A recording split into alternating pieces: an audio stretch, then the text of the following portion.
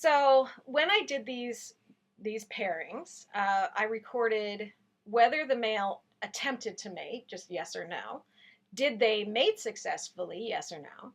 How long were they in the dish together before he mounted the female? And I called that latency.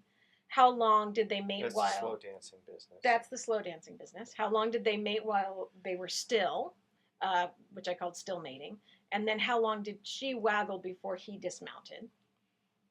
And then finally, if she didn't accept him, how long did she waggle before he dismounted? So I called that the unsuccessful waggle. And as far as statistical analysis for the mating attempts and the There success, I did two-way tables, and then I did ANOVAs for the others. Now I put all this on one slide because this result was super, super boring.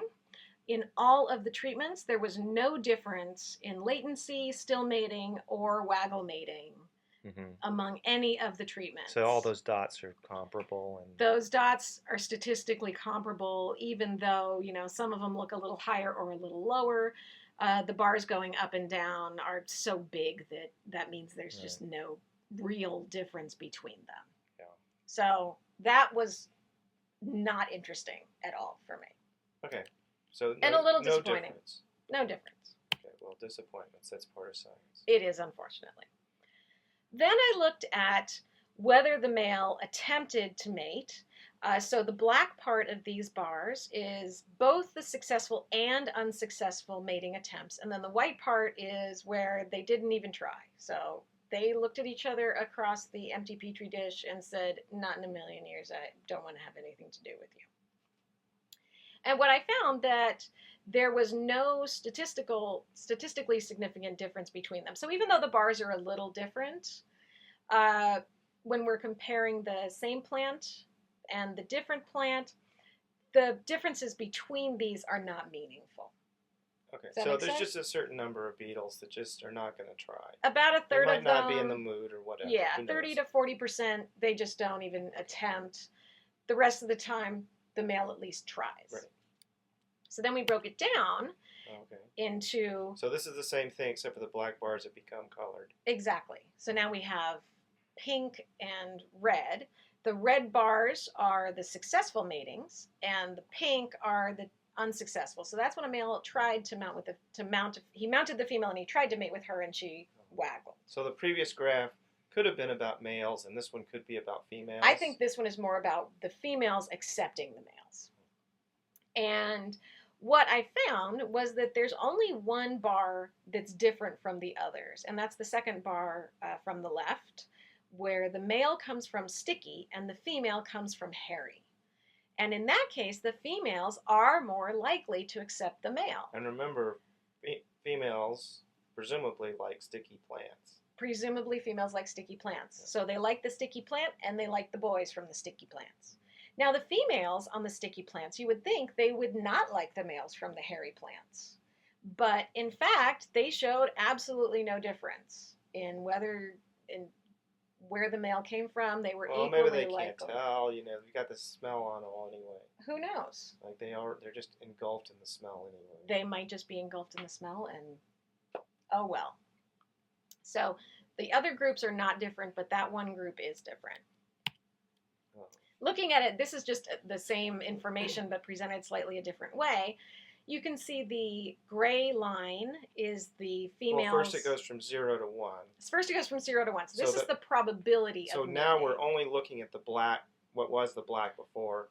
The open's been disappeared. Right. And the top of the black is now been adjusted to 1. Right. So, and this is the probability that the mating will be successful. So we're looking at the pink bar versus the red bar in the graph before. Okay, so the gray line is the females that came from sticky.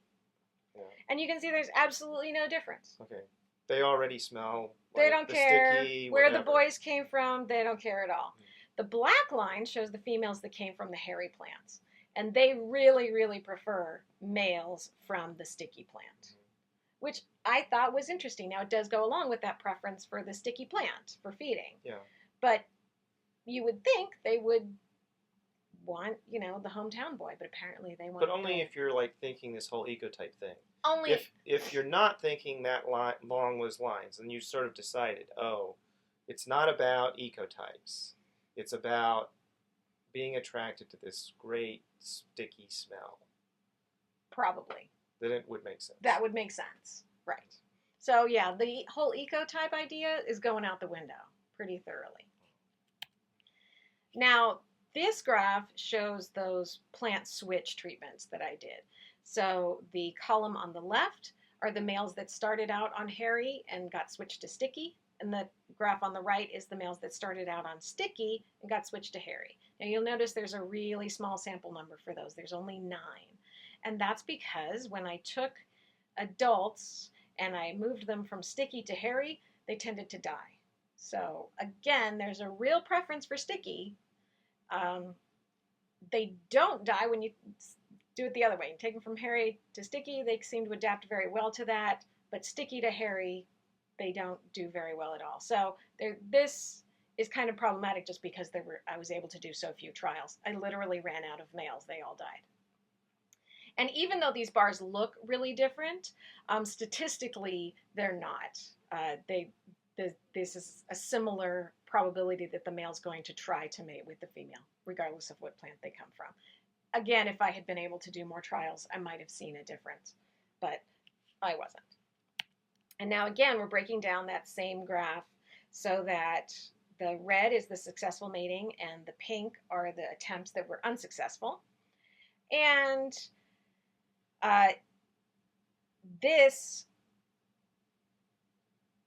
It's sort of like the others. It's sort of like the others. Except for the really extreme one. Yeah, and so the females don't really show a difference. Even though the bars kind of look like it shows a difference, statistically it's not important.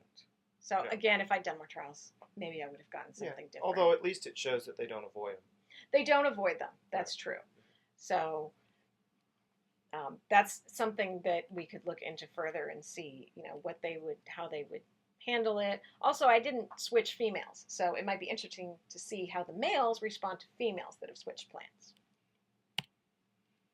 So this graph just shows all of the treatments put together.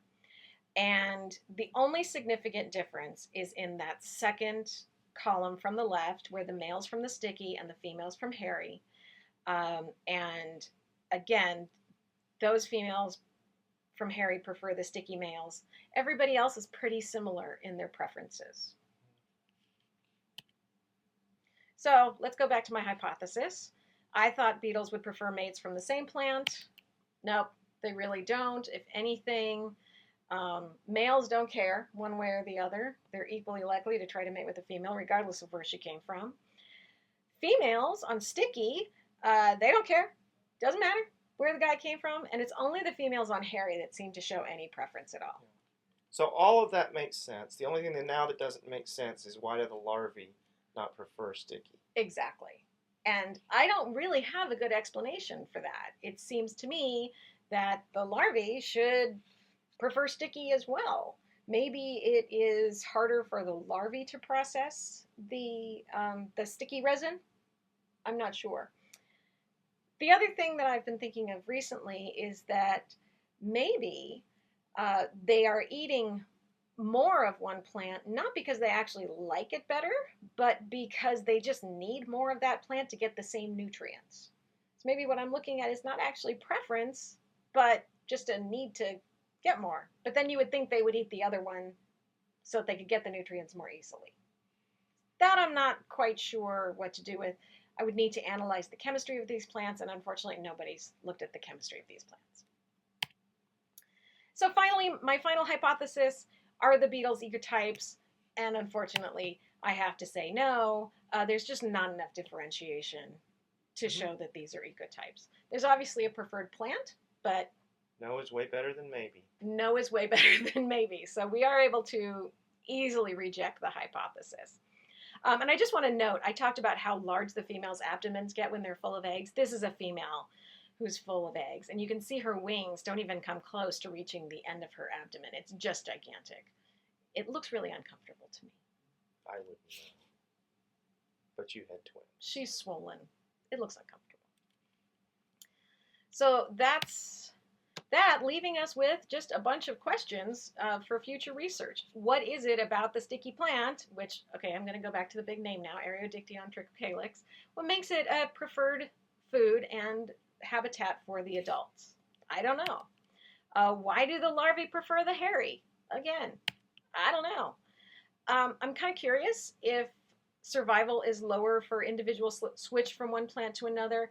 I talked about that, how when I switched them from sticky to hairy, they died, but I have not fully analyzed that data, so I'm not completely certain about that, but I'm pretty sure. Is the survival higher for larvae on hairy?